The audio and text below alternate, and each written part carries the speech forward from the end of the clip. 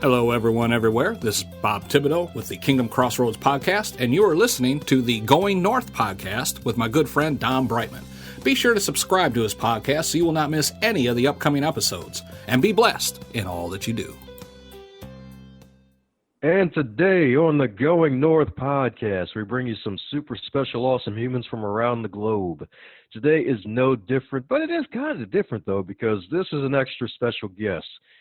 In my life, I've had a few mentors, especially in-person mentors.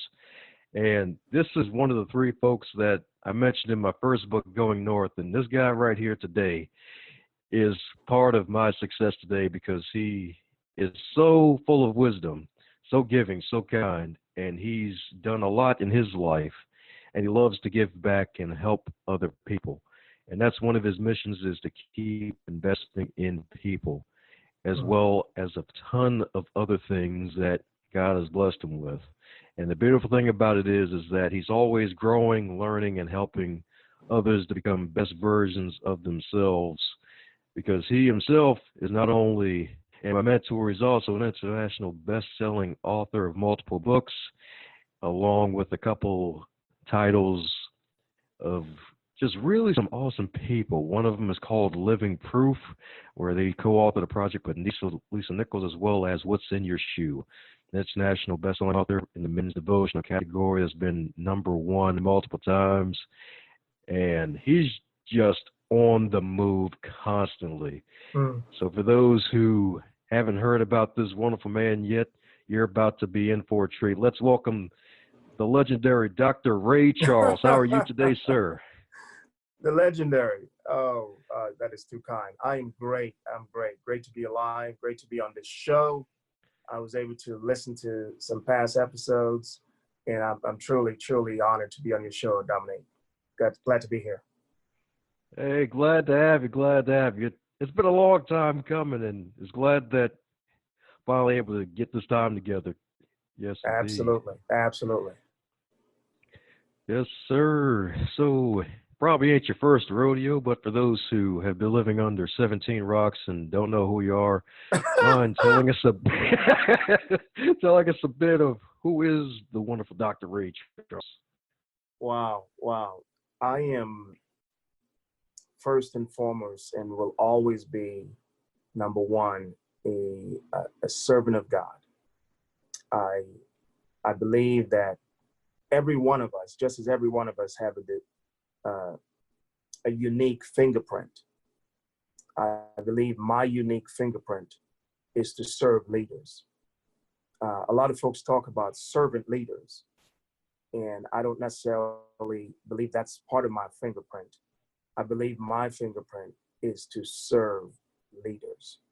And that manifests itself in different forms. It manifests itself as a pastor. It manifests itself as a keynote speaker. It manifests itself as an author, as a husband of one wife.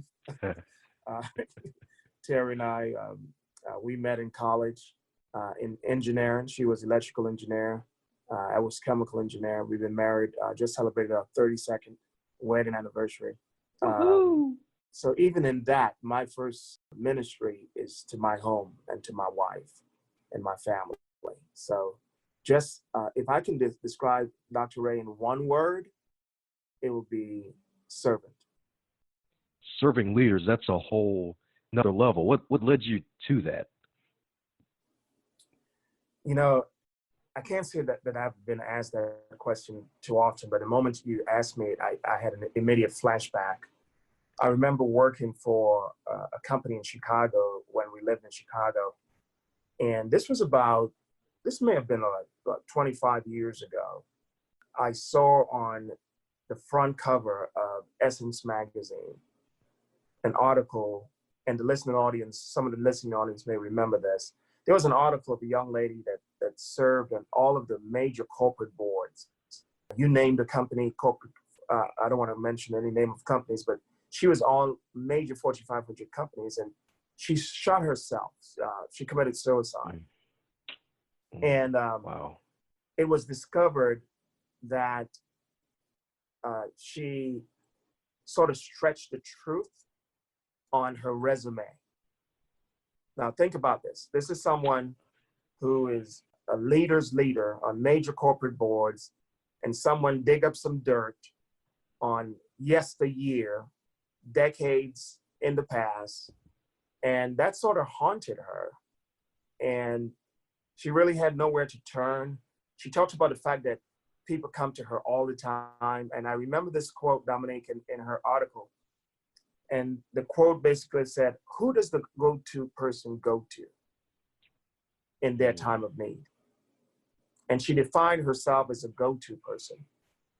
And that was sort of a seed. And the moment it just stuck with me.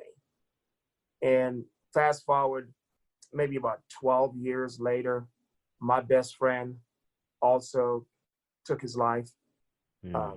Gunshot wound again.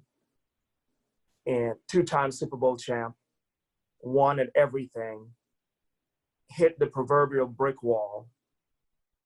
And I said, okay, 2 incidents demonstrating and illustrating to me what my mandate is to be that servant to leaders.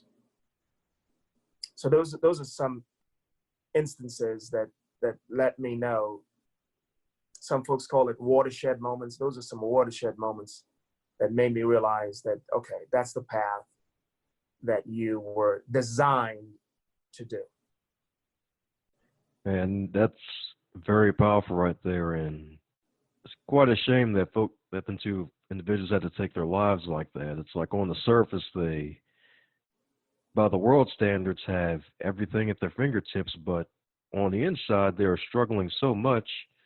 And they didn't have the go-to person when they were the go-to person for a bunch of other people. And it's really needed nowadays, and probably now more than ever, when so many folks are trying to basically fake their way to success and just flaunt themselves on social media. And behind closed doors, they're really just struggling and suffering. Exactly. It sort of reminds me of a principle. I think last time you and I had coffee at that establishment, I shared with you the phenomenon and the principle of a Pyrrhic victory. And a Pyrrhic victory is where on the surface everything looks great. You have great success. You have all of the W's, wins, but on the inside, you're tearing apart. Your family is tearing apart. You don't have a good relationship with your kids or your spouse or what have you. And a Pyrrhic victory is where the cost far outweighs the win. So is it really worth it? All the catastrophes along the way and the casualties along the way, is it really worth it? And that whole principle, the Pyrrhic victory, came from one of the most decorated Army generals in the U.S. military, General Pyrrhic. And he won the war, but it came with major casualties from his men.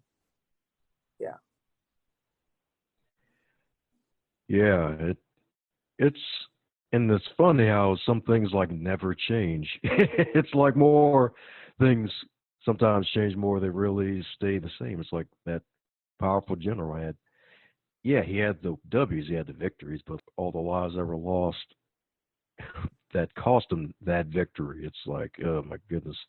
It's like really got to be careful of kind of like where you have your inner and mental compass pointing towards, and being like aware of who else is involved in that direction that you're going.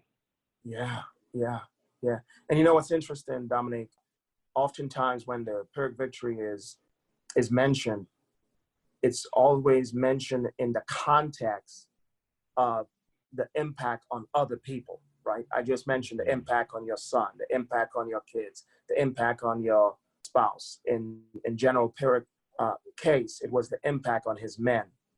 But the Pyrrhic victory can also impact you. You can have the success. You can have the victories.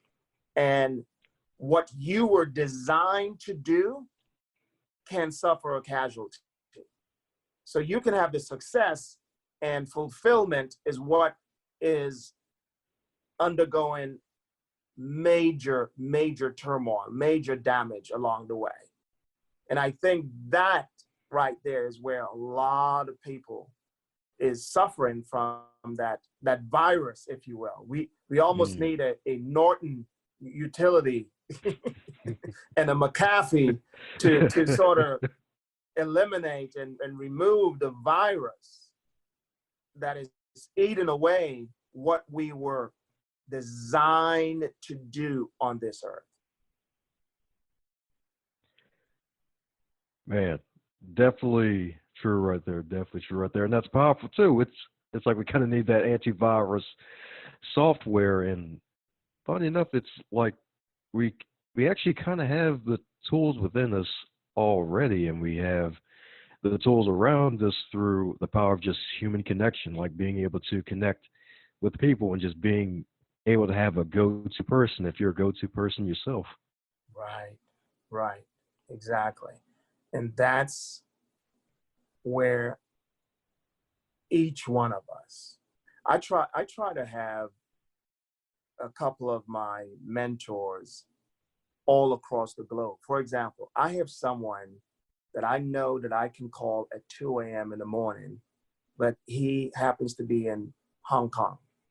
So I know that at 2 o'clock in the morning, it's 3 p.m. in Hong Kong. You know, I mean, I'm being real intentional on my mentors. I am not limiting my mentors to the U.S. because 2 o'clock in the morning, not too many folks are picking up the phone at 2 o'clock in the morning. Exactly. Right? So you want to have a global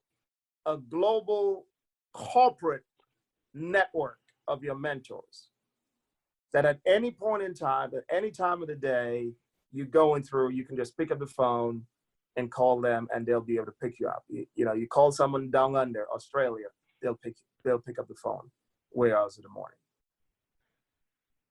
Beautiful right there. And it's great to have mentors, not to limit your mentors to just one geographical location. And Absolutely. That's really powerful. Like, what really led you to that perspective to be able to have a real global mindset like that? Because that's a real tangible global mindset that I don't think any other guest has really mentioned in the past on this show. What led to that? Well, I tend to gravitate to risk management. My internal wiring is risk management. As a chemical engineer, there's the principle called process control, and you do process control. It's a lack of process control that leads to explosions and loss of lives at refineries. So as I look at the young lady on the cover of Essence magazine, as I look at my buddy who took his life, they both occurred at the darkest time, and it was in the wee hours of the morning, in the early hours of the morning. That was common in both instances. So I look at that scenario and I'm like, there is no way. What can I learn from that? Right? They probably say, okay, it's 2 o'clock in the morning. I can't call Ray. I can't call Dominique at this time. So to eliminate that risk or to manage that risk, you hedge that risk by having mentors, and you eliminate the issue of time, the time element. And I think that's what that critical analysis allowed me to say, okay, I need to have some folks on speed dial that mirrors my world clock. Wow. Wow. My goodness. Something to mirror your world clock. Wow, that's definitely that jewel right there. That's definitely a huge boulder right there.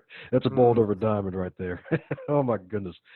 And it's so true, and that's really outside of the cliche box that everybody likes to talk about. It's like that's really out of the box, and it's really great that you're thinking that way, and that you basically are thinking miles ahead down the road and really taking that risk management background and putting it into real practical use. Absolutely. Absolutely. Risk management allows you to anticipate. It's not reacting. It's being proactive. It's one of the principles of Stephen Covey, beginning with the end in mind, and being proactive. And that's all I try to do, man, is to live by that mantra of always in a state of readiness, no matter what, being in a state of readiness. There you go. That's right. Stay ready so you don't have to get ready, right? There you go. There you go. Oh, there you man. go. It's more than a notion, right? It's more than a cliche. It requires intentionality. Just staying ready requires intentionality. You just don't know. That's what I love about you, Dominic. And you talk about me being your mentor, but you are truly a trailblazer. You are someone that motivates me. Being an avid reader as you are, I get motivated just by seeing the books that you read and you recommend and you post, and your selflessness. There's so much that I can say about you as a leader and as a servant leader. So there are two books out there. One is Servant Leader, and one is The Servant Leader. And I tend to gravitate more to the servant of leaders. But I recommend those two books. Those are two great books. Must have went inside my head and took out one of those questions because I was going to be one of them down the road.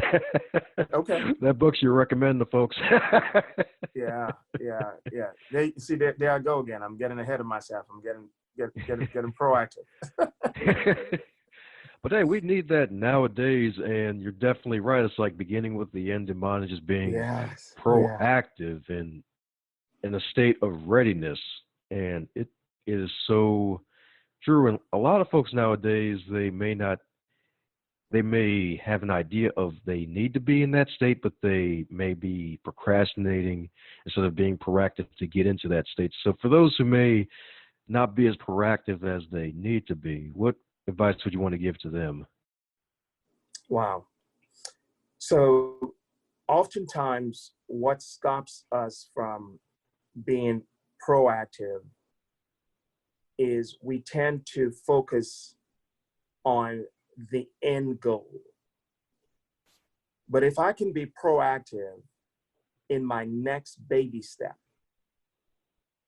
and then I accomplish that, and then I get proactive in the next. So let's say that the ultimate goal is to get to Z, and I'm at A right now. I don't necessarily need to be focused on being proactive and getting to Z. I need to be proactive in getting to B. And once I accomplish B, then I can be proactive in getting to C. So what I believe stops folks from being proactive, Dominic, is their horizon and what they are viewing. And it's how do you eat an elephant, right? One bite at a time. So I can be proactive in eating in getting the bites at a time. But for me to sit and think and plan and prognosticate about how can I eat this elephant, I'm not going to be proactive because I'm thinking about the elephant. Yep. As opposed to the one bite at a time. And so that sort of leads me to success. And answer your question, how can I be proactive about success? I heard a gentleman mention the definition of success a couple of weeks ago as I was just riding in the car. And he said, success is simply the progressive attainment of what you were designed to do. So if you're taking steps that leads to what you were designed to do on this earth, that's success. He said success is not having the big bankroll, the 6-car garage, the 26-room house, right? Mm-hmm. And I think a lot of times, going back to your question about what stops folks from being proactive, they tend to focus so much on what the world calls success. And they're measuring where they are with where someone is quote unquote successful. But that person may not be successful. They might just be a rich and a wealthy failure. Mm-hmm. If that quote unquote successful person with all that bank is not progressively attaining what they were designed to do, then that's not success. And I've had an opportunity to watch you dominate. And I can say unequivocally, not because I'm a guest on this show, that you're a man of success. I've seen you progressively attain what you were designed to do. From DTM, you name it, I've seen you. And you have been proactive because you don't focus on the terabytes or the megabytes. You focus on the kilobytes, the small bite size attainments. So I think the more folks focus on the mini bytes, then proactivity is not going to be a major issue. Mm. Did I answer your question? Did you answer the question? Oh, man, you definitely answered that one. You definitely answered that one. And I'm so grateful for your kind words as well. Thank you so much. And I'm really grateful for that and really grateful for your wisdom and the wisdom of the ages that are really being passed down from person to person from those who actually decide to grab it. And you just dropped so many nuggets right there. Focus on the little kilobytes as opposed to the terabytes. Like don't focus on the whole hard drive just yet. Exactly. Because it's the different parts, right? And when you look at a computer, you look at a laptop, there are different companies that are involved in the making of that laptop, right? There's Cisco. Cisco has a part. IBM may have a part. Microsoft may have a part. There are different companies that come together in the making of this one thing called a computer. There are other companies that may be unnamed that have that chip maker. But all we know is the computer. That's where I believe we as a people have to gravitate to, okay, what's the one thing that I need to focus on today? And I need to be proactive on that one thing. That's right. That one thing indeed. Heck, that even goes back to one of our coffee conversations when I had that book in the coffee establishment, and you asked me how the book was, and then a few minutes later, you told me to stop being a consumer and be a producer, and that has changed my life for the better. Wow. Yes. And even on that conversation, I remember it like it was yesterday. When that statement was made, when that nugget was made, when that investment, that deposit was made into you, you didn't just go out there and focus on the big picture, right? You were like, okay, what's the first thing that I need to do to bring what Dr. Ray shared with me into reality, right? So you set goals, right? You set specific goals. They were timely, they were measurable, they were attainable. You looked up some resources, You set smart goals along the way, and you ate them one bite at a time. And I think that is what we're discussing. I mean, if I was a listener, my hand will be hurting right about now because I'll be taking so much notes. Yep. Right? Yep. Because when almost every person that I think in terms of proactivity, it's always connected to an end goal. And I'm saying, no.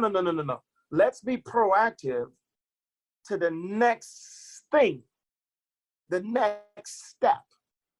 I think it was Martin Luther King talked about just don't look at the whole staircase.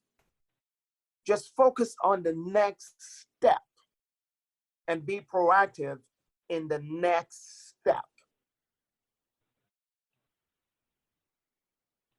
Yes, indeed. That next step indeed. I forgot to focus on the next step. Because we only got 2 feet for a reason. There you go. Yes, indeed. Because it only goes so far, even if you have one of those high hurdle 6-foot jumps. Right. You know, not everyone is a Kawhi Leonard or Michael Jordan, you know. And even with that, Father Time catches up with you, you know. Oh, yeah. Oh, yeah, especially for professional athletes. It's like, yeah. Shelf life is pretty short on that one. Absolutely. What a profound question you asked. I'm gonna have to chew on that some more after the show. There you go. Because folks are going to be needing that nowadays, and heck, even being comfortable with the setbacks that are eventually going to show up after you become proactive in moving towards that thing that you want to attain. Mm-hmm. Yeah. And the setbacks will come, and again, maybe proactive is a theme for this show. But even with the setbacks, can we be proactive with that, knowing that when it comes, it's not a failure. It's a learning opportunity. If I'm going to fail, I'm going to fail forward. If I'm going to fall, I'm going to fall forward. I'm going to take every opportunity as every occurrence of not meeting the goal as a learning opportunity. So I'm going to be proactive. I'm going to set my mind ahead of time so that in the eventuality that it does not, I do not meet my goal, then I don't go into a place of oppression or place of depression or what have you. So I'm going to be proactive from a mental mindset perspective. There you go, right there. Definitely got to keep focused, and heck, even having a go-to person of your own, like you mentioned at the beginning. So any other advice that you can give folks that may be having a hard time dealing with the setbacks that life eventually throws at all of us? Know that what oftentimes is portrayed in the corporate world and in the non-corporate world, this whole principle of every man to himself. That's sort of the non-corporate world. And the corporate world is silos. Everyone has their silos. Just know that and hold on to this thought that is not how life was designed to be. That life was designed to be an ecosystem. Just like you and I breathe in oxygen and breathe out carbon dioxide, and that carbon dioxide is received by the plants by the principle of photosynthesis, and it goes on and on. It's an ecosystem. So when the failures come, always know that there's someone and somewhere that you can lean on. I may not know who to lean on, but life is interconnected. I think President Barack used the most appropriate word in the service for Nelson Mandela. And he used the term Ubuntu. U-B-U-N-T-U, Ubuntu. And it was on national television, and we all heard the word when President Barack used that in association with President Nelson Mandela. And Ubuntu simply means I am because you are.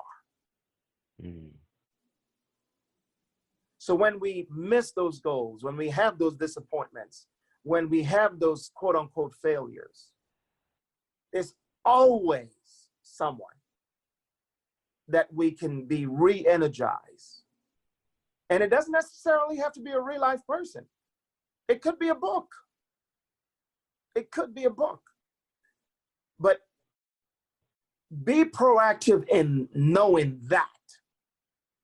And it has been, we've been served such a lie out here. And this lie is that phrase that I mentioned earlier, every man to himself.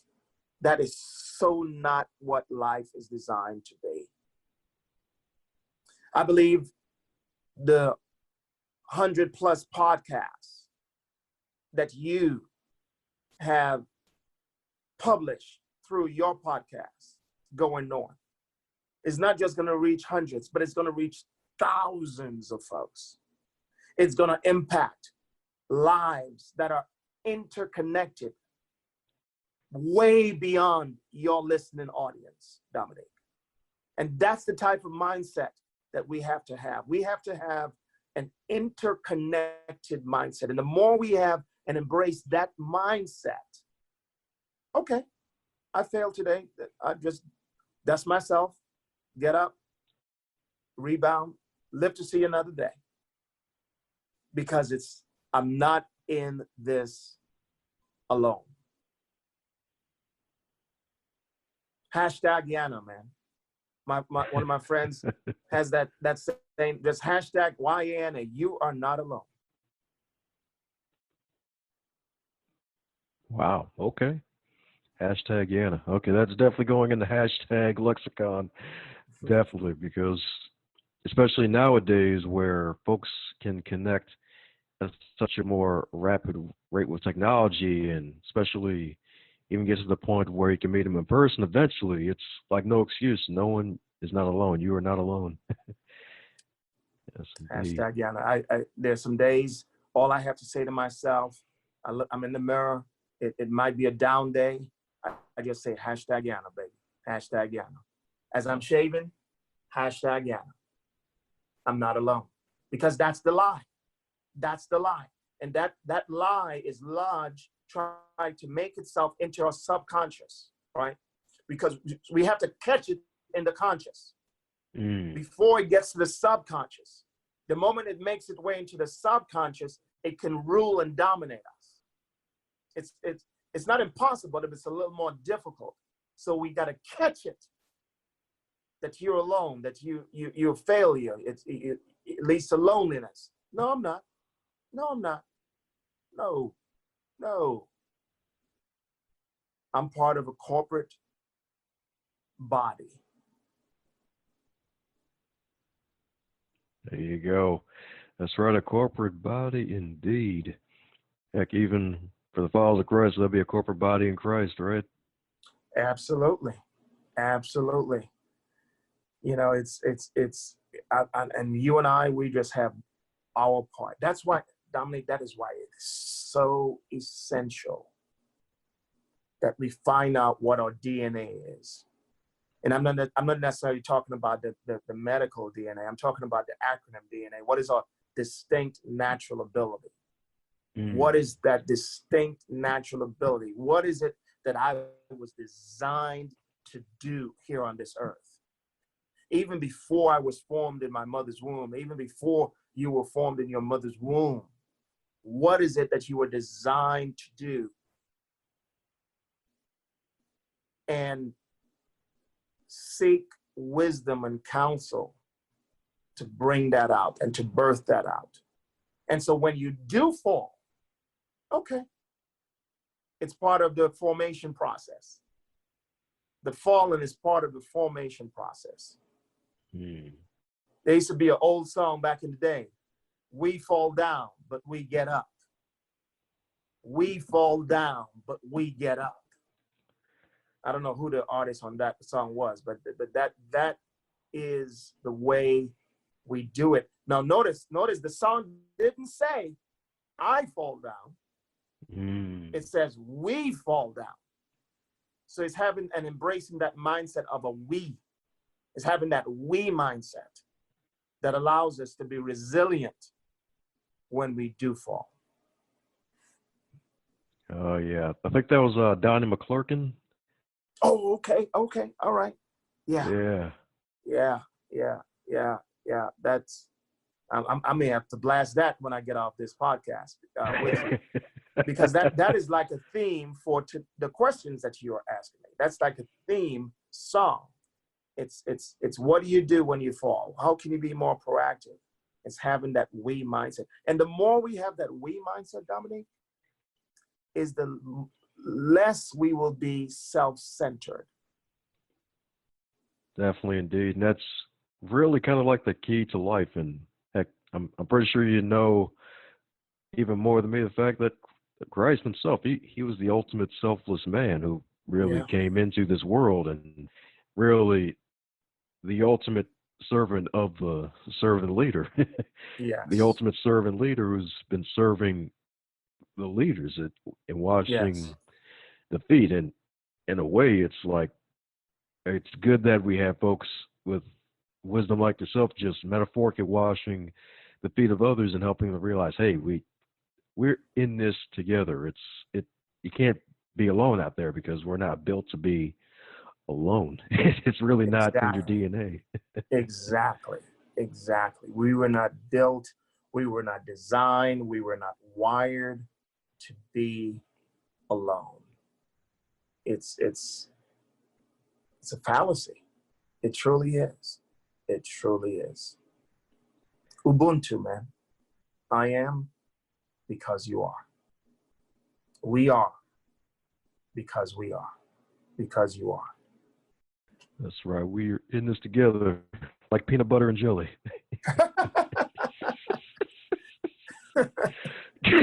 Don't say that, man. I'm gonna have to go get me a peanut butter and jelly.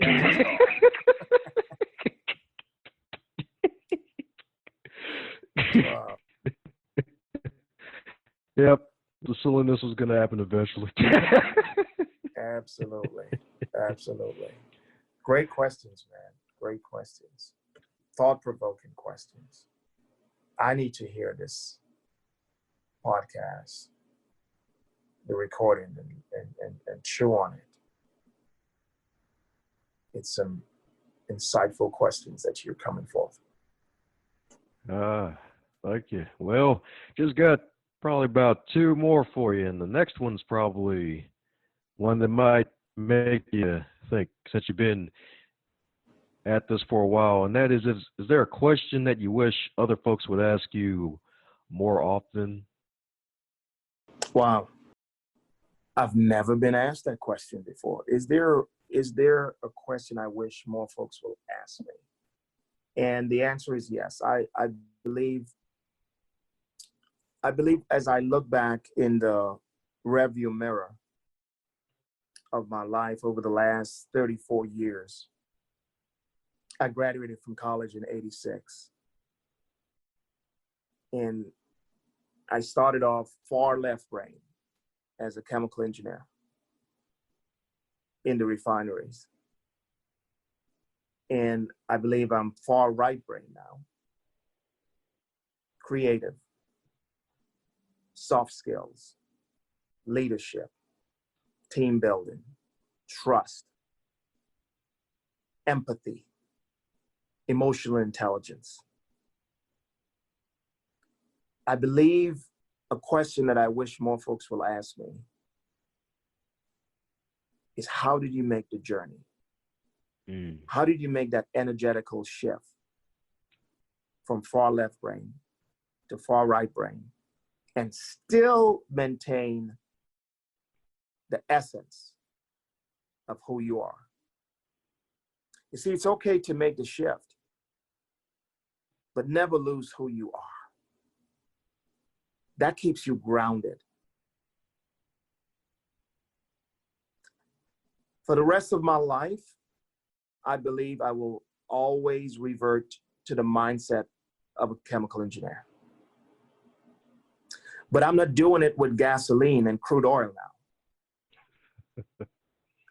My distillation is not with crude oil. My distillation is with crude thoughts. Wow. I'm not producing premium gasoline now. I'm producing through the Holy Spirit, through the power of God. I'm producing premium leaders. So the laws of engineering still applies, whether it's left brain in the refinery or right brain with people. If I drop a pebble in Baltimore, it's going to fall to the ground. If I drop a pebble in Hong Kong, it's also going to fall to the ground, because gravity works in Baltimore and gravity works in Hong Kong. The laws work. And so you don't have to be pigeonholed to a career, but stay true to the laws of the career. And so the laws of engineering and the laws of chemical engineering, I've carried it.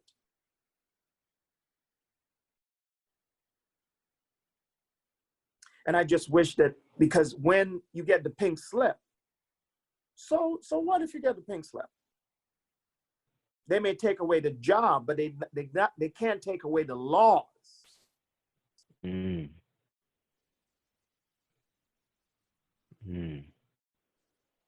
When you Man. become one with the laws of entropy, the laws of thermodynamics, those laws apply whether it's chemicals or whether it's people. Let's talk about another law, the law of love.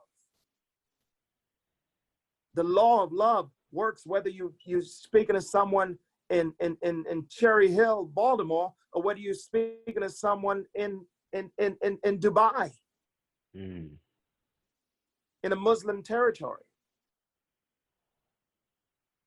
And we have been so product oriented, Dominic, that we almost overlook and sidestep the laws.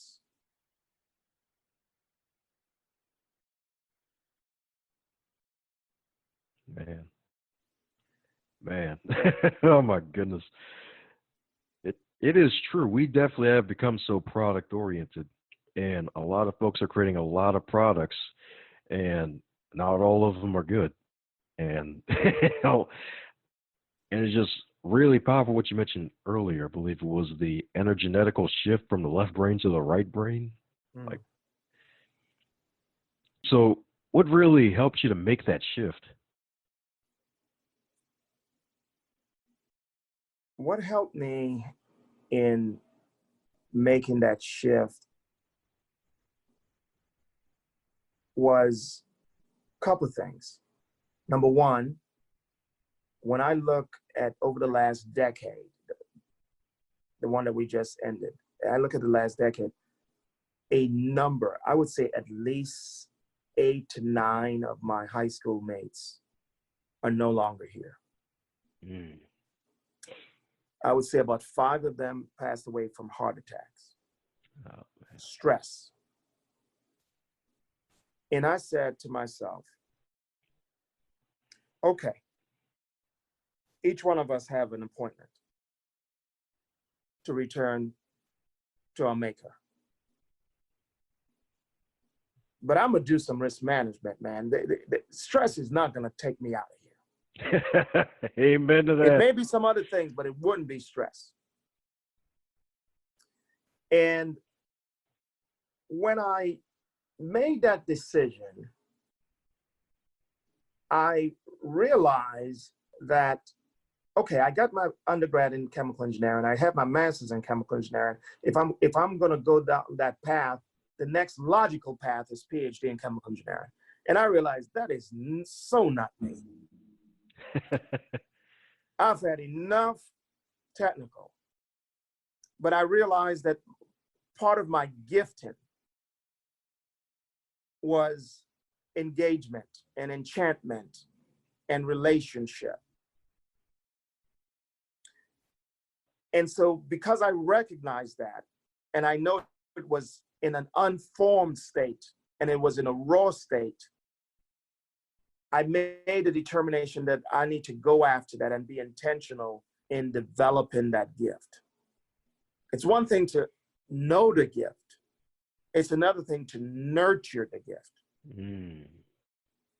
Wow. And the more I went after the gift is the more it took me towards the right brain, the relational side, the creative side. And so I love speaking to engineers. I love speaking to folks in the IT space, data analytics, cybersecurity. Because these are individuals that are strong left brain. These are leaders, and if I'm going to be a true serving leader, why not share what I have, my gift of the right brain, with the strong technical niche, if you will. So that's what motivated me, because as I was gravitating towards my right brain, Dominic, I was actually seeing a recycle loop. I was seeing myself returning back to that space, that technical space, and serving people in that space. Wow. Let me ask you this. Have you ever experienced this? Doctors that are really good at what they do, but their bedside manners is terrible. Strong technical. They great in the surgical room. Mm-hmm. But that's the left brain, right? Pass me the scissors, pass me this. They can do it in their sleep from a technical, but the right brain is the sensitivity to the family in the waiting room. How do you communicate with the family in the waiting room? Can't really have one without the other. No. Like, yeah, you want the skills, but man, oh man, definitely powerful right there. It has to be the skill and the heart. The skill and the heart.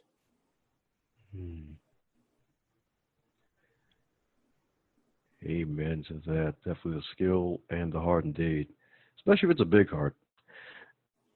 Yes. Amen. Amen. Man, oh man. Man, this content's probably going to be in your next book.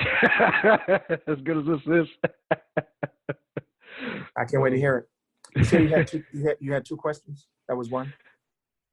Yeah, that was the one that led to a part two of the other one. And okay. The question, and the next to last question is the one that every guest gets, and probably kind of alluded to it in a way, and what advice would you give to yourself if you're 25, but if you're 25 in the year of 2020? Oh, wow. That's an easy one. At 25, I was about 3 years into my marriage, right? Like I said, we've been married, so I just aged myself, right? That so the audience can do the math, right? 32 years. So at 25, the advice that I would give to myself at 25 is be open.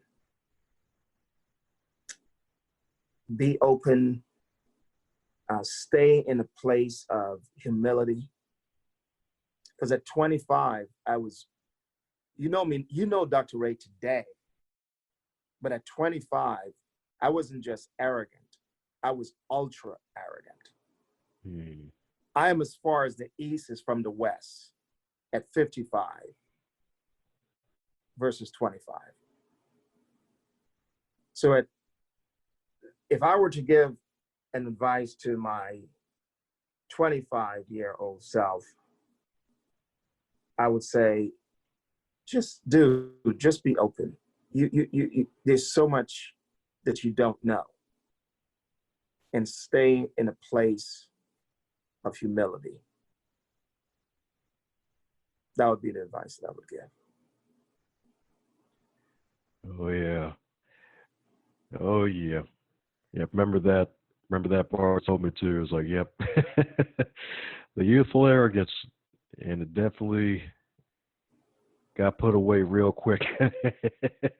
Yes indeed. Yes indeed. I'm pretty sure you're even happier than me that you got rid of that arrogance. Oh, absolutely. Absolutely. And some of it had to do with lack of understanding.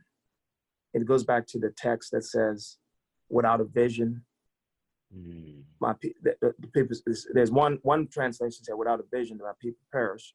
But another translation said, without a vision, people lack restraint.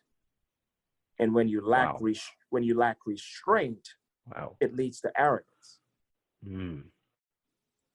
So hence, stay open, be open. Be open for what? Be open for the vision. Be open for the possibilities. Because if you allow cockiness and arrogance to emerge, then that puts the clink, puts the lock and key on the light. It shuts the light from coming in. And when, didn't he say he gives grace to the humble? So when with humility comes the grace, and with grace comes the vision, and with vision comes the fulfillment. Though it tarry, wait for it. Just wait for it. It will surely come. It will surely come.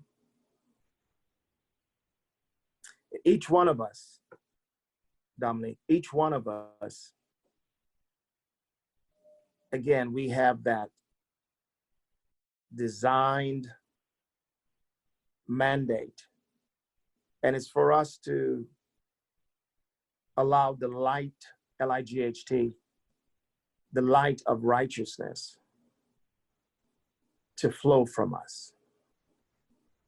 You don't have to be a preacher. You don't have to be in a pulpit. You don't have to have a collar around your neck.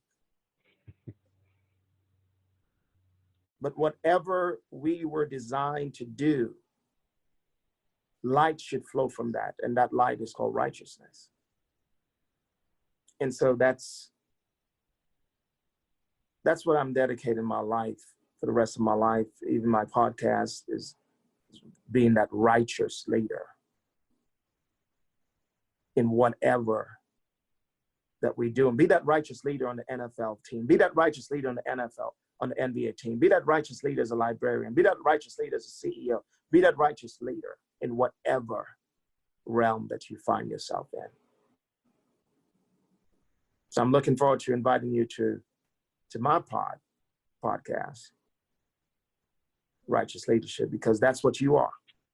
When I see you, I see a righteous leader. I don't see an unrighteous leader. I see a righteous leader in you.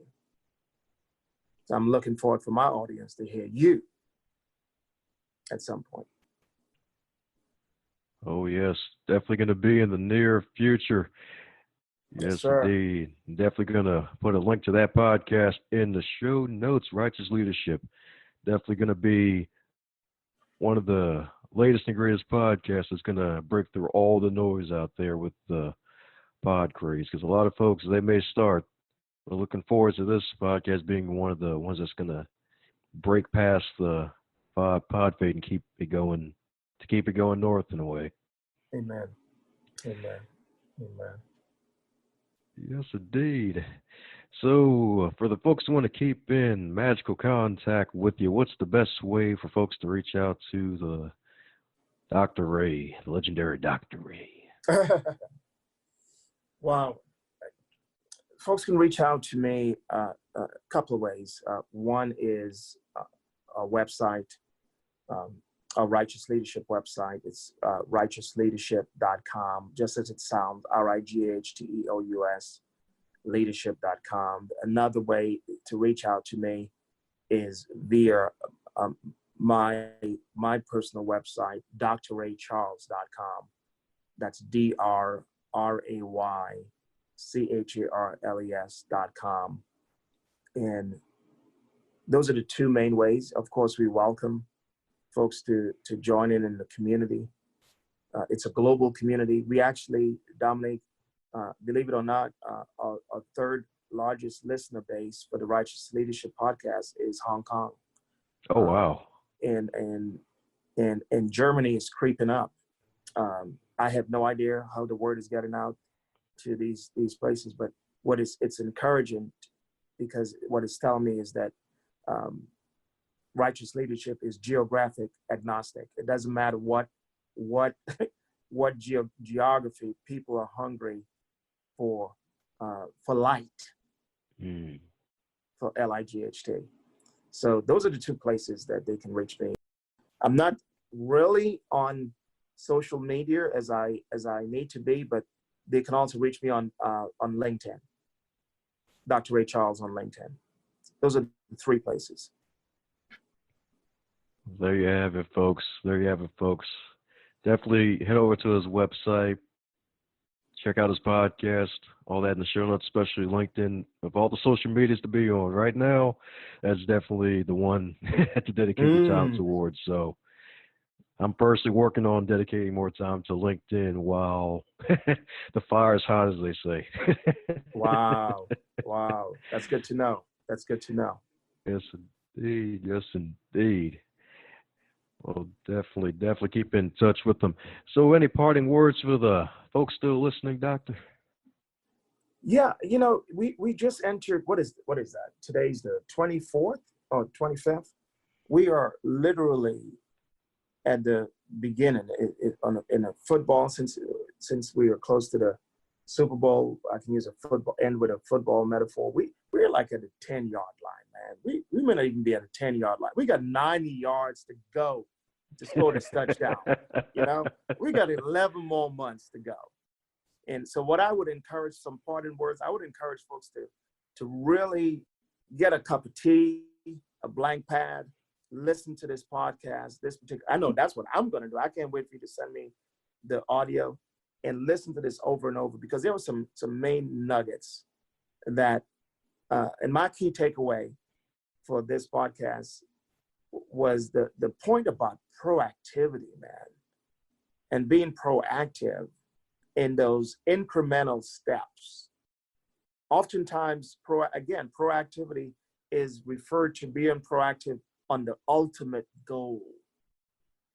We talked about today about being proactive on the incremental steps, that baby steps, incremental steps in your finances, incremental steps in your physical, incremental steps in your spiritual, incremental steps basically in the wheel of life. And in that wheel of life, there's so many different parts to that wheel. Don't just focus on the wheel.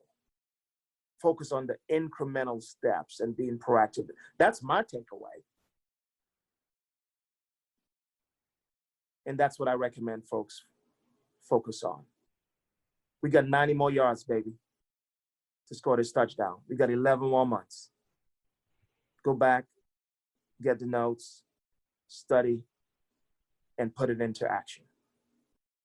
How's it going, you super special, awesome human?